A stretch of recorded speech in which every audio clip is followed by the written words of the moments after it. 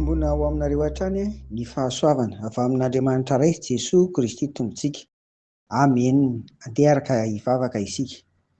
Ry Tompo Rainay any an-danitra ianao ilay Rainay amin'ny alalan'i Jesosy Kristy Tompo no atsoinay sy vavahanay, atononay ary ametrahanay ny fiainanay isan'andro isan'andro manomboka amin'ny maraina tahaka izao. Anjakao izay Tompo, arovy amasino amin'ny anaran'i Jesosy. Amen. Raha miresaka ny amin'ny hoe mahefa ny zavatra rehetra ny Tompo isika, dia miavaka ny momba an'Andriamanitra ato amin'ity Zefania 3:7 andininy 7:10 ity. Andeha ho vakiana amin'ny anaran'i Jesosy izany. Jehovah Andriamanitra no ao aminao, mahery izy ka hamonjy, hiravoravo ianao amin'ny fifaliana izy, hosondriana amin'ny fitiavana izy, hifaly ianao amin'ny fiobiana izy. Amen. Dia andingery avako ho vakiako izay atao hoe tontolo mikasika an'izany araka ny votoatin'ny bokin'ny Zefania hita ato amin'ity Baiboly ilay fanitsiana faheniny ity. Izao no ambarany ato: ny fanambarana ny andron'ny Tompo izay ho andro fitsarana sady famonjena no votoatin'ny bokin'ny Zefania.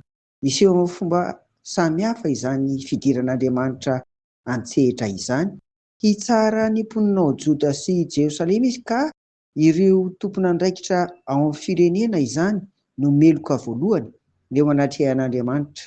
Andrava ireo firenena mifanolotra amin'ny Joda koa izy, ary anangana indray an'i Jerosalema rehefa avy namongotra ny ratsy tao anatiny, ka mponina mahantra sy manetry tena no sisa ao, ary avy amin'ireo no isehoan'ny taranaka vaovao.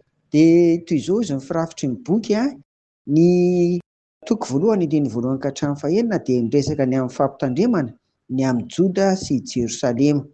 Ny toko voalohany andininy fahafito ka hatramin'ny toko faharoa andininy fahatelo dia mitantara ny amin'ny andron'ny Tompo. Manaraka ny toko faharoa andininy fahaefatra ka hatramin'ny 15 dia didim-pitsarana hamelezana ny firenena vahiny.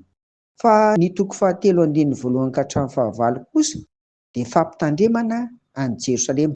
Ary misy an'ity andininy 17 ity dia ny toko fahatelo andininy fahasivika hatramin'ny faharoapolo dia teny fampanantenana ny amin'ny famonjena. Noho izany dia ny amin'ny hamonjen'Andriamanitra ny vahoakany no asongadiny eto, ary ahitantsika ny amin'ity ilay hoe mahefa ny zavatra rehetra Andriamanitra ity. Dia izao ary no amintinana azy.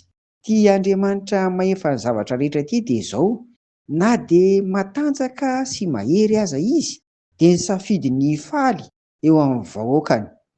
Ny mahamahefa ny zavatra rehetra ny Tompo dia asehony amin'ny famonjena sy ny fanatrehana, izany hoe tena manatrika amin'ny fitiavana ny vahoakany izy, ary ao anatin'izany ny faliany miaraka amin'ny vahoakany. Dia eto aho izany dia avako dia lasa saina hoe mba manahoana ary neny mba mety ho fiainantsika taranaka izao an'izany?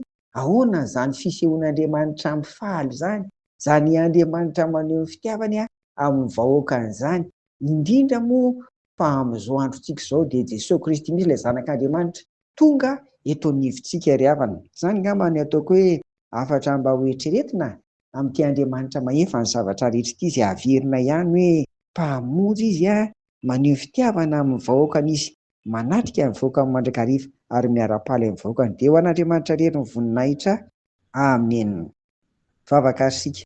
Miavaka ianao Andriamanitra Rainay, izay Rainay ao amin'i Jesosy Kristy, satria izany no momba anao.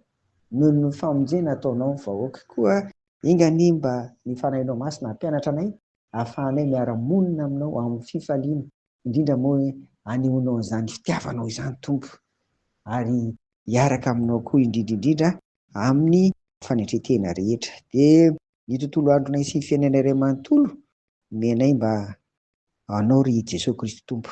Dia amin'ny anaranao irery no hanaovana izany vavaka izany. Amen. Ho aminareo ny fiadanan'i Jesosy ry havako. Amen.